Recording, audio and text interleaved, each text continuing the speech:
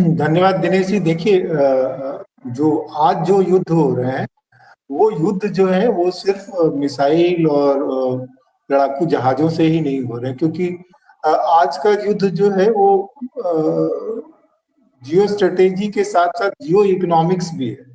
और आपने कतर का नाम कहा। कतर से पहले ये हैसियत जो है स्विट्जरलैंड की थी, जहाँ जो भी समझौते होते थे युद्ध के बाद में, यूरोप में जितनी भी बड़ी लड़ाइयाँ होती थी, सारे लोग वहां जाते थे।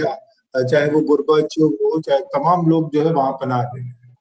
आज ये भूमिका कतर निभा रहा है, जहां तालिबान भी की भी उपस्थिति होती है और बाकी मुल्कों के लोग की भी उपस्थिति होती है। हमास के लोग भी वहां मिलते हैं और ज्यादातर डील जो है वहां होती है। अब ये जो वॉर इकोनॉमिक्स है और उसमें जो फ्यूल का जो रोल है, और मुकेश अंबानी, आपने सऊदी अरब अरामको का नाम लिया, सऊदी अरब के राजा का नाम लिया, तो हम सबको ये ज्ञात है कि पाकिस्तान में सऊदी अरब की क्या हैसियत है। या आप देख लेंगे कि पाकिस्तान का कोई भी जो राजनयिक जब राजनीतिक संकट में पड़ता है, तो सबसे पहले भाग करके जो है वो दुबई जाता है, दुबई से सऊदी अरब जाता है, वहां से लंदन जाता है, और फिर जब अमेरिका में चीजें डील ब्रोकर हो जाती है, तो वहां से वो वापस जो है वापस पाकिस्तान में आते हैं, चाहे वो बेनजीर भुट्टो हो, चाहे वो शहबाज शरीफ।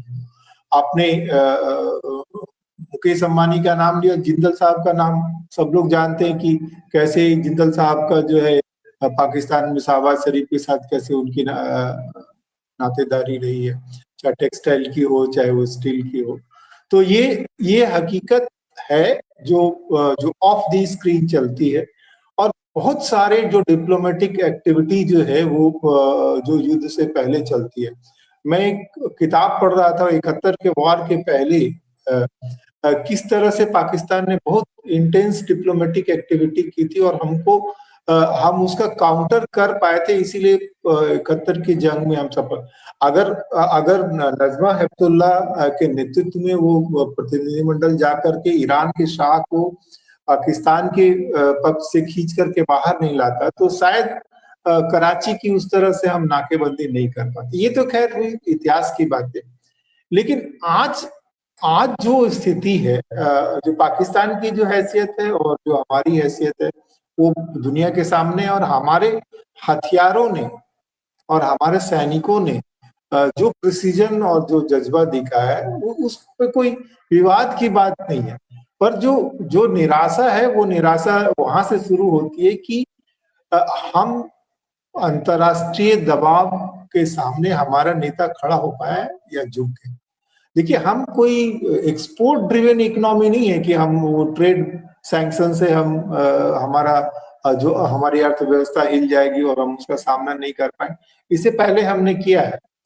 जब हमने न्यूक्लियर एक्सप्लोजन किया तो हमारे ऊपर ट्रेड सैंक्शन लगे, हम बहुत आसानी से सरवाइव कर पाए, क्योंकि हमारा डोमेस्टिक कंजम्पशन काफी है और हमारी इकोनॉमी सरवाइव कर जाएगी आखिर। और जहां तक न्यूक्लियर की बात है, वो बड़ा कंफ्यूजन है। लोग कह रहे हैं एक तरफ से कि जो है मिस्र से जो है बोरॉन कार्बाइड के जहाज आए हैं, वहां न्यूक्लियर लीक हो रहा है। एक साहब कह रहे हैं 50 करोड़ लोग उससे प्रभावित होंगे। अब हमने टनल उड़ा दिया है, उनका जो एग्जिट है। तमाम तरह के कंफ्यूजन। हमारे पास प्राइमरी सोर्स नहीं, हम कुछ नहीं कह सकते, लेकिन जो ऑथेंटिक इंटरनेशनल एजेंसी है उसकी बात तो हमको माननी पड़ेगी, चाहे वो गलत ही कह रहा हो या जैसे भी कह रहा हो। हाँ, जो सबसे निराश बात करती है वो ये करती है कि मेरा अपना मानना है कि ये जो जंग जो है अल्प विराम में है, क्योंकि इससे ना पाकिस्तान अपने उससे संतुष्ट हो पाया, ना भारत संतुष्ट हो पाया, और ये एक्टिविटी फिर से शुरू होगी। ये तैयारियों का सिलसिला 1 साल का हो, 2 साल का हो, तो सिंधु जल रोकने की जो बात है वो उसमें भी 3-4 साल लगेंगे। शुरू तो होगी फिर से। पर जो हमारी चिंता है, वो चिंता ये है कि ये जो दौर है, इस दौर में हमको जिस ढंग से देश को इकट्ठा करना है वो नहीं हो रहा है। और इसके जो राजनीतिक लाभ, जो साकिब ने भी कहा कि भाई जो हम ये वक्त जो है अब्दुल हमीद जैसे लोगों का गुणगान करने का है, या ये जो है सैनिक यूनिफॉर्म पहन करके किसी राजनीतिक नेता को नायक बनाने?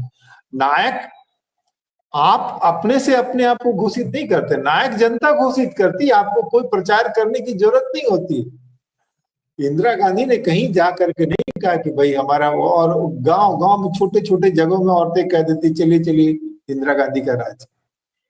उनका जो रिजॉल्व और डिटर्मिनेशन इससे नहीं दिखता है कि बाद में ही हमारे पास हुआ कि आदमपुर का बेच उड़ा दिया गया, आपने बाद में जाकर के S-400 के साथ तस्वीर खिंचवाई। कलकत्ता में इंदिरा गांधी भाषण दे रही थी, वहां एयर रेड हुआ, इंदिरा गांधी ने अपने भाषण नहीं रोका। भाषण खत्म होने के बाद उस एयर रेड के साथ साथ इंदिरा गांधी आई और उन्होंने कहा कि खुशी की बात है कि पाकिस्तान ने अपनी तरफ से आक्रमण कर दिया, अब हमारे ऊपर ये आरोप नहीं लगेगा कि हमने जंग की शुरुआत की। तो ये जो रिजॉल्व है ना, रिजॉल्व, जैसे न्यूक्लियर ब्लैकमेल की बात है, अटल बिहारी वाजपेयी जो बहुत सॉफ्ट माने जाते थे, उनके बारे में भी कहा जाता था कि उनको भी हड़बड़ी थी इतिहास में दर्ज होने की। लेकिन जब उनको न्यूक्लियर ब्लैकमेल की बात आई तो उन्होंने साफ साफ कहा कि मैंने मान लिया कि भाई हमारी आधी पॉपुलेशन खत्म हो गई, लेकिन कल पाकिस्तान कल का सूरज नहीं देखेगा। तो ये जो कैरेक्टर है ना, वो कैरेक्टर बहुत डिटरमाइन करता है कि आपको उन तमाम चीजों पे मुंह खोलने की जरूरत है जो हमारे जो कंपोजिट कल्चर है, जो हमारी स्ट्रेंथ है जी। उसको अगर कोई कर्नल सोफिया कुरैशी के बारे में कोई बदजुबानी करता है और हमको जो है न्यायपालिका को हस्तक्षेप करने पड़ती है मामला दर्ज करने की, तो इससे शर्म की बात हमारे लिए और कोई हो नहीं सकती है। और बिहार में 2 मामले आए जब आप किंतु परंतु और पॉलिटिकल गुना भाग करके आप जो है शहीदों का सम्मान तय कर रहे हैं, तो ये जो है ये दुखद परिस्थिति है। वही जो शुरू में दिनेश जी ने बात कही कि देश और सेना जीत गए पर सरकार जो है हमारी बहुत लंबी लेट रही है। तो ये जो बात है ना, ये जो कभी लुई 14वें ने कहा था ना, आई एम द स्टेट, तो ये बड़ा क्लियरली आ गया कि ये जो सरकार और देश, ये 2 चीजें हैं, और युद्ध जो है देश लड़ता है, सिर्फ सरकार नहीं लड़ती। जी दिनेश जी।